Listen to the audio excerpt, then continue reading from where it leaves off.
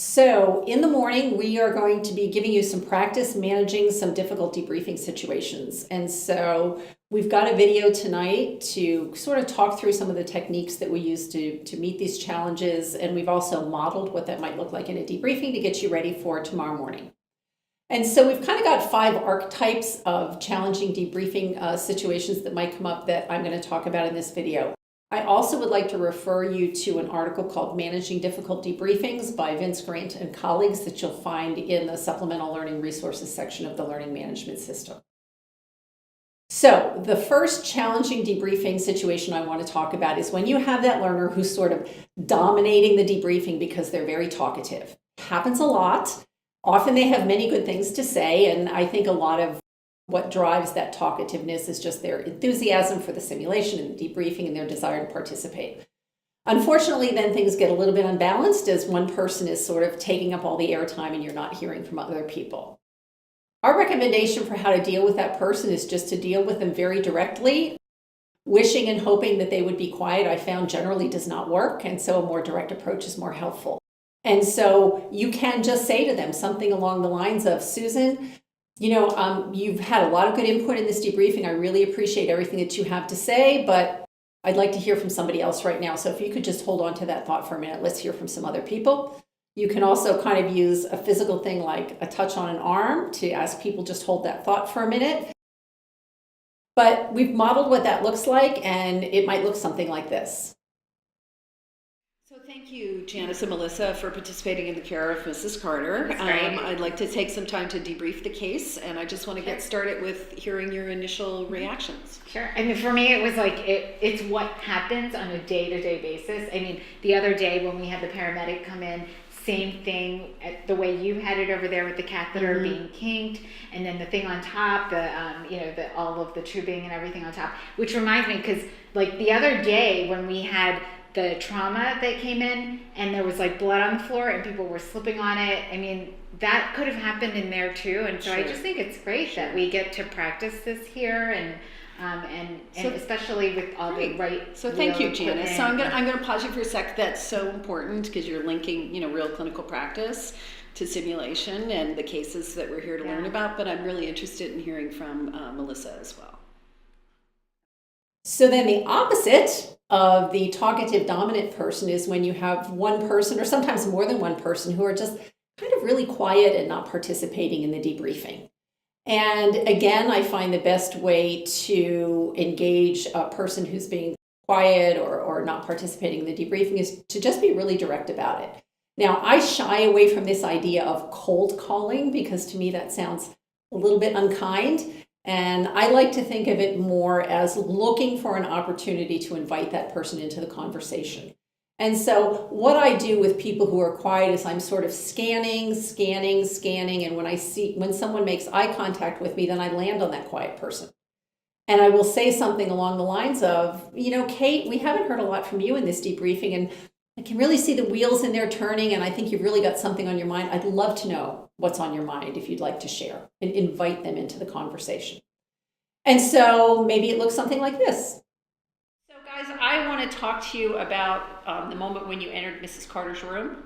And I noticed when you came in, Janice, you were already there. When Kate came in, you kind of turned your back to Mrs. Carter, crossed your arms, and Kate, I noticed that you didn't really introduce yourself to Mrs. Carter when you first walked into the room. And as I was watching that, I was thinking, if I was her, I would feel kind of alienated and not really part of the team. So I'm just really curious what was going on with you guys at that moment.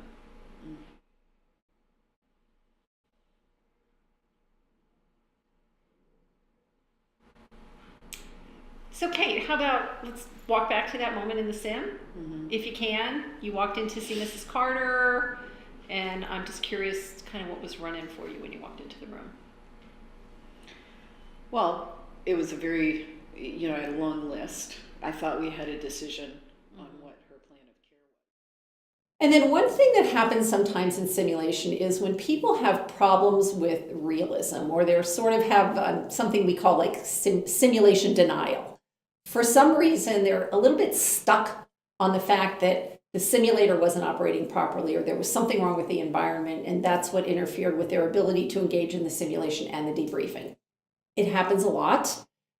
And I think there's two important things to remember about this. And the first is that how people perceive the realism of the simulation is not something that you can argue with as a debriefer. Their perception is their perception, and it is valid. And if it wasn't real to them, there's no point in arguing about that because you can't change people's perceptions. The other thing that I think is important about these realism challenges is that an ounce of prevention is worth a pound of cured. What I mean by that is, in your pre-briefing before the students go into the sim, it is critically important to acknowledge the limitations of the simulated environment. So I find it really helpful to just say exactly that. Look, guys, we know that the simulator is fake. We know that the environment is fake, but the problems are real. So when you get to those moments where the simulator feels like a piece of cold plastic, if you can just sort of push through that and focus on the problem that's being solved and not get hung up on the fakeness of it, it'll be much easier for you to stay engaged in the simulation and the debriefing. Now, if it does come up in debriefing, again, the best thing to do is not argue, agree with what the person is saying, and then take that problem and pivot it right to the real world. So when they say, I couldn't hear the breath sounds, I didn't know what that was, you say, well, I understand that, and I'm wondering, when you're in your clinical practice and you can't distinguish what the breath sounds are, what do? Whatever problem they have in simulation probably exists in the real world too. So let's look at an example of how a debriefer might handle this situation. I want to transition into talking about checking the pulses before starting compressions. And I saw you both start the compressions, and I'm thinking it would have been great to check pulses first before doing that, yet I didn't see that happen. So what was going on for you? Well, it's a mannequin. I mean, it's not even, you don't even get realistic pulses. You can't even feel them half the time. Yeah, I mean, the pulses are not that way. But has there ever been a time in your experience where you've had a code and they didn't check for pulses before starting compressions? Well, yeah, I mean, I think sometimes it happens. Sometimes people will get lost in the chaos and, you think one person's doing it. Now, another real challenge, and one that people get very nervous about, myself included, is what do I do when I'm debriefing somebody who's higher on the food chain than me or who has more experience than me? Or the sometimes scary situation of, say, a fairly new respiratory therapist now has to debrief the guy who's the head of trauma. It can be scary to feel like you're debriefing uphill, as we say. And so a solid technique for dealing with that is not to pretend to know more than that person who is the expert, but rather to acknowledge it and embrace it, but also hang on to the thing that you're expert at, which is facilitating debriefing discussion. And so you want to be really clear about whose role is what. I'm going to be facilitating the debriefing. Dr. Smith, when we come to questions about resuscitating trauma patients, I'm going to defer to your clinical expertise because I think you can really help the group. So just acknowledge the expertise and bring them into the conversation. And so let's take a look at a debriefer working through that problem. So guys, thanks for participating in that case. We'll take about the next 15 minutes or so to debrief the case. Before we get started, I just want to sort of talk about how the whole thing's going to unfold. And as I see it, my role is to be the one that facilitates the conversation. I am not a surgeon. Dr. Serino, you're the surgeon here. So I'm hoping that we can use your expertise during the debriefing when we get to those parts where there's clinical questions or technical questions about the surgery. I hope you help me out. Of course. Okay, great. Okay, and Michael, your expertise is going to be valuable too because you're the scrub tech on the team, and so your perspective is going to be important also. Sounds okay? good. Okay, great. Let's get started. And then finally, I think the thing I certainly know as a newer debriefer, the thing that I feared most was that someone would get upset and cry in my debriefing. And what do I do about that situation? And I think a real normal default position is, I don't want to acknowledge anything because I don't want to make it worse. I don't want to make them cry more. I don't want to make them get more upset. And I've also found through experience that doesn't really work. That acknowledging and embracing what's going on is really going to be what will bring the most benefit and sometimes can bring out wonderful things in your debriefing. And so if you have someone who is upset during a simulation, you'll see it through maybe withdrawn sort of body posture, not making eye contact, being quiet. Sometimes you actually do see people cry. One time I had a person start my debriefing by telling me it was the worst experience of his life. So it was pretty clear that he was upset. But however that might present itself, just like the other difficult situations we talked about, directly engaging is the best way to manage this situation. And so acknowledge what you're seeing.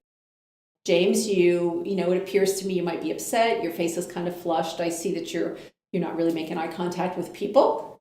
Invite them if they would like to talk. I'd be really interested to hear what's on your mind if you'd like to share.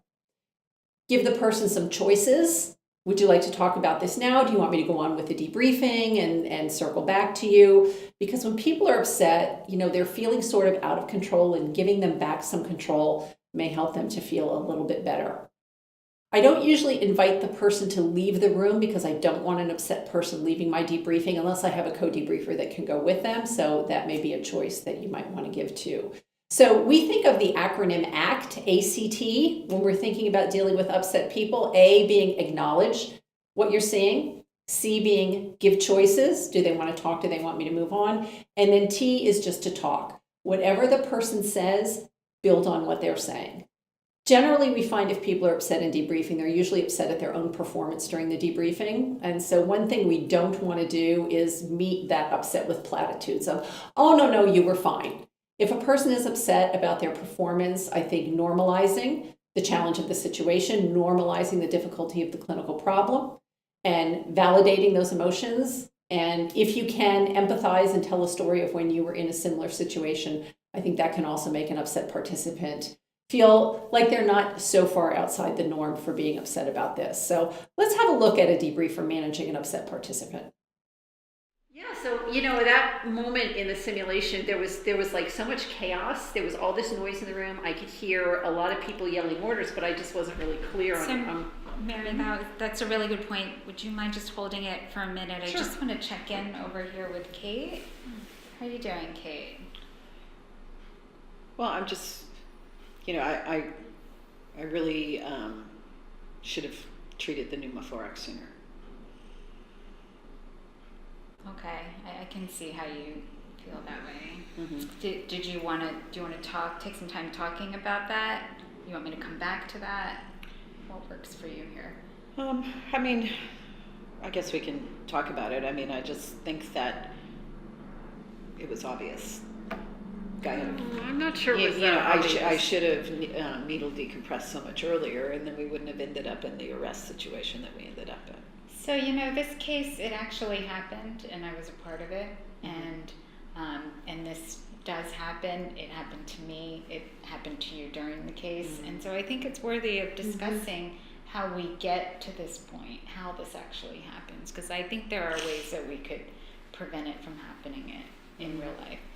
And in a situation like that, there's like 5 things that are a priority all at once. There were so many things going on in that case, and I think it's pretty normal that.